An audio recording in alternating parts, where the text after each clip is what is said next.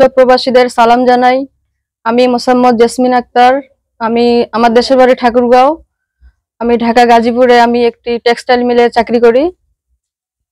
হ্যাঁ, আমি আমার জীবনের গল্প নিয়ে আসছি। আচ্ছা, তো আসলে আপনার জীবনের গল্পগুলো আমরা শুনতে চাই, একটু বলেন। জীবনে আমার অনেক কষ্ট ভাই। আমি চাই একটা মনের মানুষ, ঠিক আছে? আমার জীবনে অনেক কষ্ট। আমি অনেক কষ্ট করে কাজ করি। একটা আমার ছেলে আছে, ছেলের বয়স 6 বছর, স্কুলে ভর্তি করে দিছি। তো ছেলেকে স্কুলের বেতন দেওয়া লাগে আমার মাসে 500 করে। আর আমি সপ্তাহে 2000 টাকা বেতন পাই, বুঝছেন? মাসে 8000 টাকা। এ দিয়ে আমার চলে না সংসার। রুম ভাড়া 2000 টাকা দেওয়ার লাগে। তো আমার অনেক কষ্ট হয়ে যায়। নিজে একটু ভালো মতো কাপড় চোপড় নিতে পারি না। ছেলের বেতন দিতে আর রুম ভাড়া দিতে আর নিজের খাওয়া খরচা, দোকান বাকি, এগুলাই আমার অনেক টাকা মানে চলে যায় টাকা। আর মাস শেষে যে আমি চলবো এর মতো আমার কোনো ব্যবস্থা থাকে না। আচ্ছা, তো আসলে আপনি কি করেন বললেন? আমি টেক্সটাইল মিলে চাকরি করি। কত টাকা বেতন? আমার এটা বেতন না, সপ্তাহে 2000 টাকা, মানে সাপ্তাহিক বেতন। মানে মাসে 8000 টাকা? জি। তো সেই 8000 টাকা দিয়ে হয় না? না।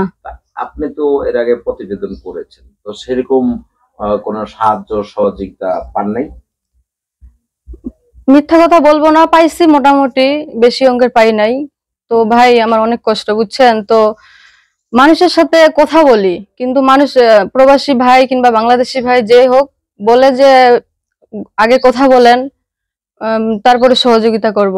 তো কথা বলি, কথা বলার পরে নিজের টাকা দিয়ে এমবি ভরাই আমি কথা বলি। কিন্তু উনারা আমার সঙ্গে 2 নাম্বারই করে, বলে যে হ্যাঁ আপু আপনি কথা বলেন।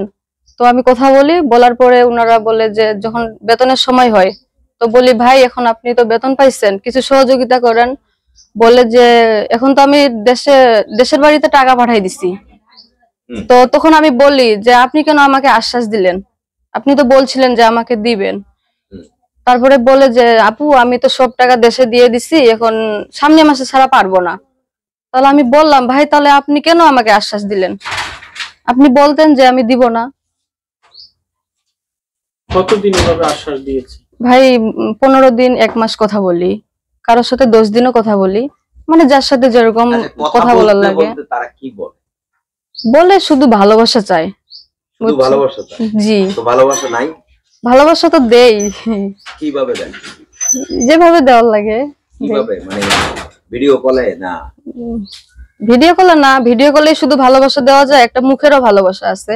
আচ্ছা, তো মুখের ভালোবাসা বেশি না অন্তরের ভালোবাসা বেশি? অন্তরের ভালোবাসা বেশি। অন্তরের ভালোবাসাটা মনে হয় দিতে পারেন না, নাকি?